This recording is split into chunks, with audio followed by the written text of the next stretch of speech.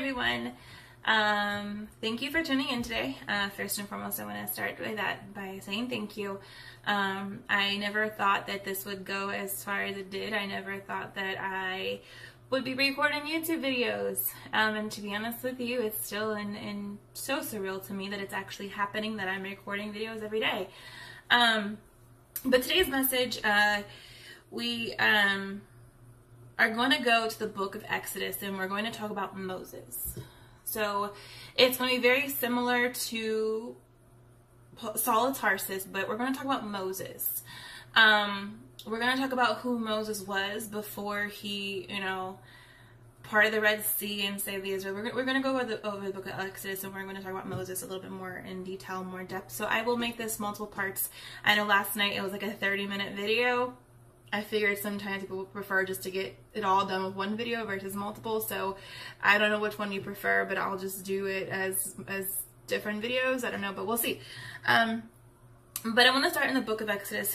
Before I always start, I always pray, and I ask the Lord to be my mouthpiece, say what He wants to say, and guide the message how He wants to guide it. So I try my best not to let my flesh get into it and say what it wants to say, and always put my flesh on the back seat, if you will, and let my spirit speak through. So today we're going to start in the book of Exodus, and I'm starting literally in the first chapter. But before I start in Exodus, I want to talk a little bit about where Genesis leaves off. So we all know the story of Joseph and the 12 coats, his coats and his 12 brothers, and, basically the fathers of all of Israel. Where this leaves off is Joseph is now over all of Egypt. He's the next man in line next to Pharaoh. He saved all of the Israelites by bringing them to Egypt. The Lord used him in a mighty, powerful way. There was so much wealth in Egypt. There was so much food in Egypt. He was able to take him through the famine because the Lord gave him, his vision and what was happening. He basically gave Pharaoh a dream. Pharaoh's like, I need somebody to interpret this dream. So Joseph did. And then the Pharaoh gave him the head over everything that he had, because he considered him a wise man, that he knew that his God was with him.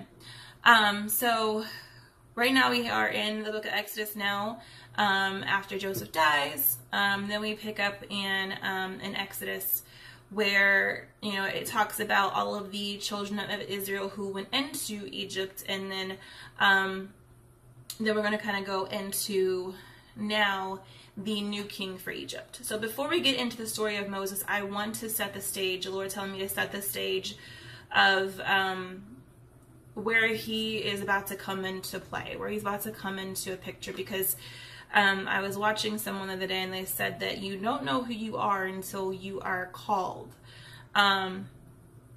And that can ring true for so many people in the Bible. That can ring true for so many people nowadays, because you didn't know who you were before you were called.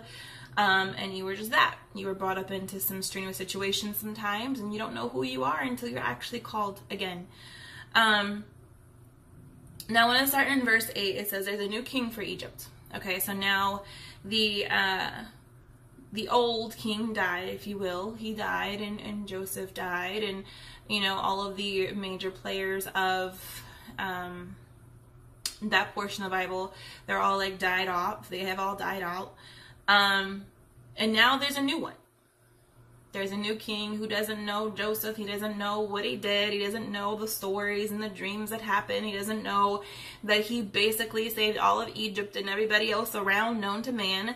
He doesn't know him. He didn't grow up with him. He doesn't know his stories. He didn't do anything like that. So he doesn't know who he is. So now this new king comes into power, and he is afraid. So I want to pause there. Because now I want you to understand the relevance to you in your life. When there is going to be something great that's going to happen, you're going to have someone who wants to come up against you. You're going to have someone who's afraid of you, who you are, what you stand for. You're always going to have somebody who wants to try and keep you down or knock you down a peg or two. So let's keep going. I just want to put that in the thought in your head. And he was afraid of them. He was afraid of the Israelites. What does he say? he said, behold, the people of the children of Israel are more and mightier than we. Do you hear that? They're more than the people of Egypt, and they're mightier than the people of Egypt. Why? Because there's God's chosen people. He chose them for a reason. He told Abraham way back when. He told Isaac way back when. He told Jacob way back when. So he told all the people way back when. He kept a promise. And that's the thing. When God speaks, he doesn't tell a lie. He cannot tell a lie. He's not a man. He's not going to say, I'm going to give this to you, and then say, you know what? No, I'm not. I'm not going to give it to you. You can't have it. It's just not going to happen. So he promised him that his descendants were going to be as many as the salt on the sand, and not salt. Sorry, I have salt on my head. You're gonna have your descendants are gonna be as numerous as the sand and as numerous as the stars in the sky. He told him that. So, of course, God's making good on his promise that you guys are going to be multiplied increasingly and abundantly, and they were. They were becoming mightier, and there was many of them. So we have this new king. He's like, you know what? Okay, so I'm king here, and I see I'm clearly outnumbered here. So we have all these foreign people in our land. I don't know why they're here, what their purpose was. They were there because God brought them there, and Joseph, took care of them. So, but there's a reason why they had to go through everything they went through, and that there's always a reason why you go through what you go through, because I'll get off that soapbox right now. So I'm trying to stay into the lesson here. So he says, come, let us deal wisely with them, lest they multiply and come to pass that when there falleth out a war, they join also unto our enemies and fight against us, and so get them up out of the land. So he is afraid. He's this guy, he's this king now, he has never heard of what, he's like that kind of person that you know who they are, where they're like, what have you done for me lately? Like, you're brand new. Like, you forget everything that they've done for you, or they forgot everything that you've done for them, and they get brand new. They're like, you know what? You didn't do that for me. You're not really working for me anymore. Now you're just, he felt like, you're just here. You're taking up my space. You're taking up all of my stuff. So why are you here? And he's afraid of him, because now he feels that even though these people are in his land, he feels that they're just too much and he can't handle them, and they're just going to come and take away everything that he wants. So he's fearful. He's like, I'm now king. I got to do something here. These people were just too many. They're mightier than us. They can easily come and conquer us. And that was his thought. That's what got them in bondage. So I have a thought process in my mind right now, kind of why that happened, but I'll leave it to myself because it's not in the Bible. A lot of people say it's not biblical, so you don't want to say it. So I don't want to say something more than what I need to say, other than keeping in a reference right now, so you can understand. And I'll definitely kind of divulge what my own thought process on this is. But I don't want to, again, be my thought process. I want to be what the Lord wants to speak, and that's it. So he says, therefore, they did set over them taskmasters to afflict them. Sorry, I keep losing my place. With their burdens. And they built for Pharaoh treasure cities, Pithom and Ramses. But the more they afflicted them, the more people afflict you, the more there's a dark cloud around you, the more that things happen to you. Let's listen to the next two words here.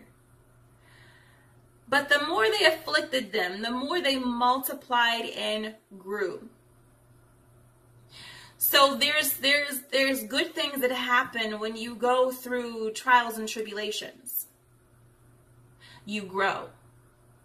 You may not think you're growing when you're going through your trials and tribulations, but you grow. I never understood why I went through so much stuff in my life. I was always like, Lord, what was the purpose of that? Why did you let me go through? I don't understand. But he lets you go through some things sometimes to help you grow, because there's something in you that he's trying to get out of you. There's something in you that he's trying to birth in you for his will and his purpose and his plan. So we go through these things. We go through our trials and tribulations. We go through our tests so we can grow. Not just, as a person in their flesh, but we need to grow spiritually. So when you go through something, when you go through your trials and tribulations, you're going to grow spiritually, because you're going to have more faith that, yes, even though I went through that moment, I'm going to come out strong on the other side because God is with me. So you're going to grow where he takes you through something. He brought you to it. And as I said before, he's not going to take you around it, underneath it, over top of it. He's going to take you through it. I need you to understand, he's going to take you through it. So while they were going through their trials and tribulations, they went through it. They didn't just all of a sudden, I'm going to just, go around, or I'm going to do a different plan, come up underneath it. I'm going to just, go over top of it. No, they had to go through it so they know who God was all over again. Sometimes things happen in life because they need to happen. So prime example, there was a blind man, and I don't know which apostle it was, forgive me again, haven't said the whole Bible, but there was an apostle who said, Lord, talking to Jesus, he said, Lord, whose sin is it that this man is blind? What did Jesus say? He said, it is no man's sin, not his father nor his mother, but that this thing happens for the will of my God, the will and the purpose of my God. So what happens? Jesus heals his sight. And then what happened? God got the glory. So the thing is, some things happen in life for God to get the glory. So he's not going to put more on you than you can bear. Trust me, I know sometimes I felt like giving up. I'm like, all right, Lord, I'm tapping out. I'm done. He's like, no, you're not. You're not done yet. And I went through some more, and I'm like, all right, Lord, that's enough now. And he's like, hold on. You're not done. I got you. Trust me. I'm taking you through something. Keep going. Because if you turn now, you're going to miss your exit that's straight ahead. If you turn now, you're going to miss the exit that's straight ahead. If you turn from what you're going through now, if you stop and say, you know what, I'm done. I got to get off this road, this track. It's just too much. If you get off that road, if you turn left or you turn right and not stay straight ahead, you're going to delay your process. You're going to delay your blessing. You're going to delay what God has called you to do. So don't turn left and right. Again, it took me 13 years. I went left and right 13 years. I never stayed straight. And that's what happened. It took me 13 years to finally stay straight. And Lord's like, all right, I got you now. But I'm going to digress for now. I'll record another video because I definitely want to keep going in our Moses bit. I'll leave comments on this one. So if you want me to do longer videos, however it is, let me know and I will do what we want to do. So again, thank you all for watching. I'll see you again shortly.